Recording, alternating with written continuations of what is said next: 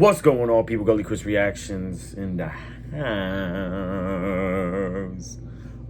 So it's been a while since I did anything related to the SCP Foundation. So top 5 scary SCP monsters that came from space.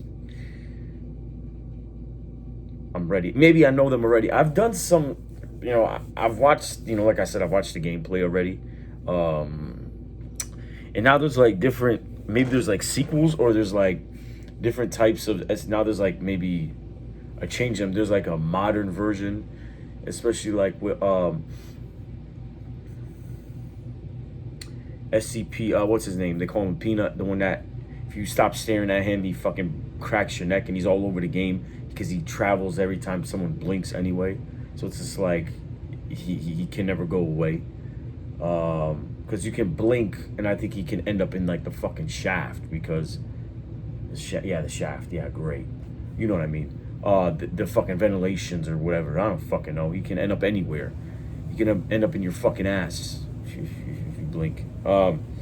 So all I know is I might know some of them because I've watched some shit and I've seen the names already. Maybe I might know them already, but anyway, looking forward to this. I love the SCP shit, you know what I mean? We have covered the scariest SCP monsters, the ones that should never be released, the ones that should forever remain locked up, and of course my personal favorite, the scariest aquatic SCP monsters. However, let's head over to space, the only thing that scares me more than the ocean. So today on Top 5 Scary Videos, I'm going to be counting down our list of the top 5 scary SCP monsters that came from space. Before we begin though, be sure to stick around until the end of the video, where I'll be responding to some of your comments. And with that, let's jump in. Coming in at number 5, SCP-1958. SCP-1958 is a Volkswagen Type 2 Samba bus, often referred to as a microbus, which is currently located a set amount of kilometers away from the Earth's sun, in a region of interplanetary space near the orbit of Mars. Now, prior to the establishment of Foundation monitoring, SCP-1958 had begun moving away from the sun at a constant velocity of approximately 130 kilometers per hour. Aside from a few minor bumps and scrapes, 1958 does not appear to have received any significant damage. It's also worth noting that the phrases Starmobile and Alpha Centauri or Bust have been spray painted in English on the side panels of SCP-1958, with analysis indicating that 1958's trajectory prior to Foundation contact would have placed it in the vicinity of the star Alpha Centauri A in approximately 37.2 million years. I should also mention that SCP-1958 has undergone heavy mechanical modification, with the interior cabin and engine compartment having been made airtight, with a small section near the rear doors being converted into an airlock. The original glass windows have been replaced with a shatterproof acrylic, and the exterior surfaces have been treated with an unknown chemical additive, rendering them nearly impervious to penetration by space debris. Now, the gas tank has been replaced with a fuel cell, which was reported to have not been developed until several decades after the date at which 1958 is presumed to have left Earth.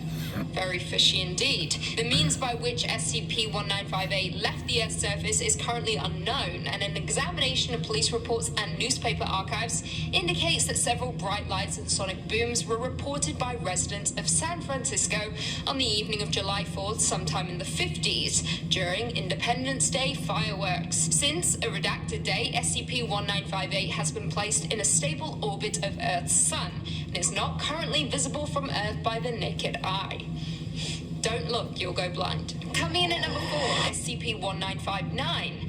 1959 is an unmarked white spacesuit, similar in make to Soviet's SK-1 model used in Vostok program, with a few minor alterations. The suit itself appears to be indestructible, not too shabby. The helmet's visor is badly damaged and misted over, preventing any observation of its interior, so it is unconfirmed who is inside, or if it is even a person. So far, all attempts to communicate with 1959 have failed, with the subject also being known to emit considerable amounts of gamma radiation. As of right now, 1959 appears to orbit around the Earth at a reasonably constant speed, with the subject's position varying between low to high Earth orbit at any given moment. 1959 will ram through any obstacle it encounters, causing grave structural damage. Now, although the subject is capable of independent movement, it does remain motionless most of the time. On the occasion the subject does move, its body language shows signs of extreme distress, and it will sometimes make attempts to break its visor. Maybe it's George Clooney from Gravity floating away. There are some. You know what? That's actually good because I saw that movie. SCP-1959 has hovered in place for a certain period of time before moving off again. According to observations, I can't get out of here. I'm still alive. The subject appears to be resisting some unseen force before being pulled away. As of the time of this recording, 1959 is yet to be contained. Coming in at number 3, SCP-4420. 4420 is a red Idaho potato with a current mass of 400 million kg and external dimensions of 150 meters by 65 meters by 55 meters. 4420 displays the following properties.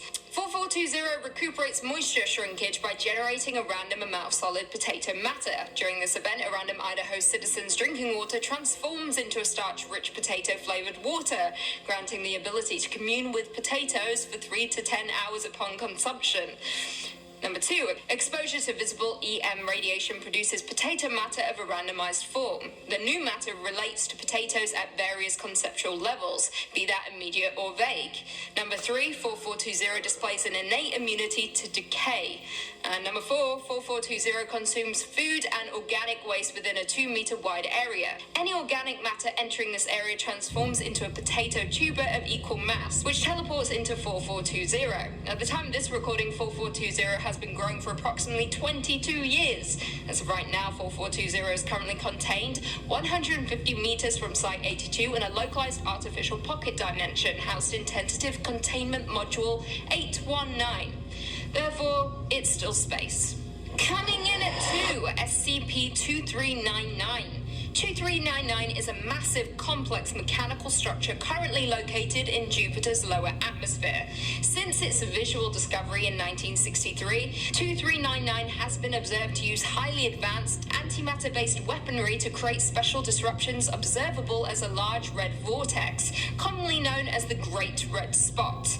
SCP-2399 appears to be damaged, perhaps due to an impact with the moon, before coming to rest in its current position.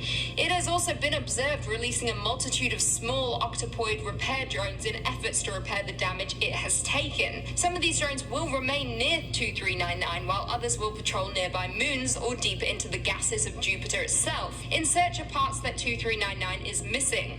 Despite being damaged, it seems to possess limitless power supply, advanced electromagnetic shielding, matter-disrupting weaponry, the ability to repair damage done to itself, and a precise tracking and targeting system.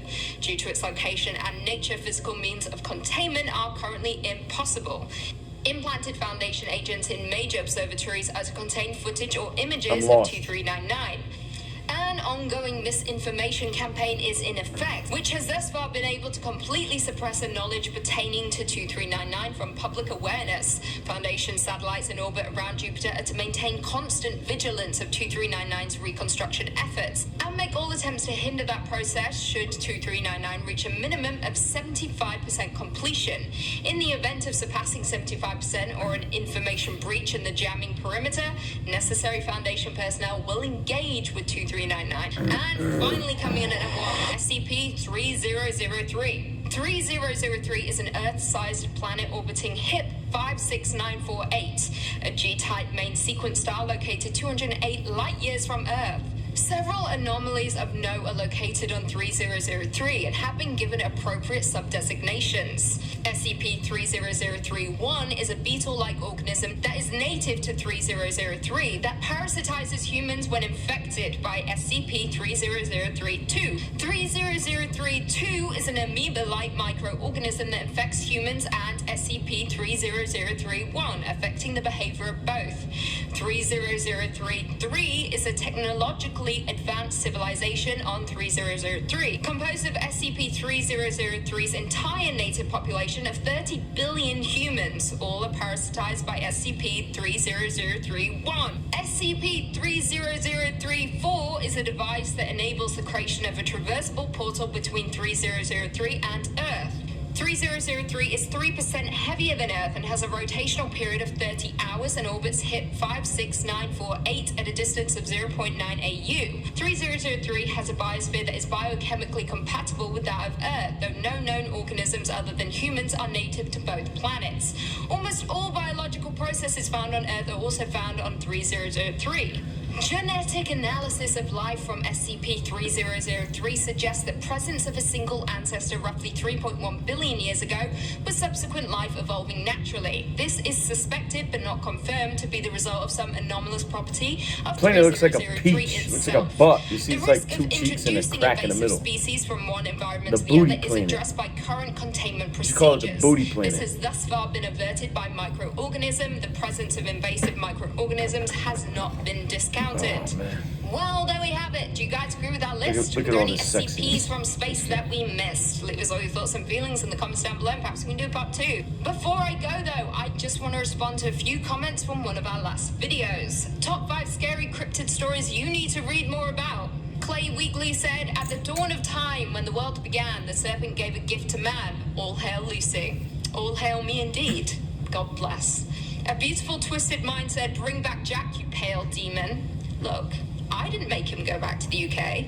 He chose to go back to the UK. That's all I'm gonna say. Sesame Timber said, Lucy is the only person who can make a turtleneck look good. Cheers, love. You're very welcome. I do make turtlenecks look good. I can confirm. And on that note, if you haven't already, be sure to give this video a big thumbs up, subscribe, and turn on notifications so you never miss another scary vid. And until next time, see you later.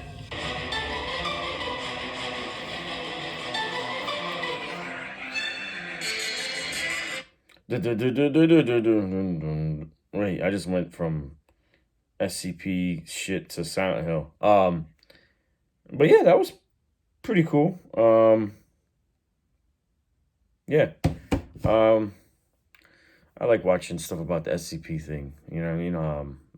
Like I said, it's been a while, but hey, whatever. There's some other SCP videos I wanted to react to, but shit's as long as hell, like 30 minutes. I'm like, God damn. Like, fuck. You know? But I actually like this top 5 one. I like their channels and stuff like that. So yeah. Anyway, like, comment, subscribe. You know the deal. I love y'all.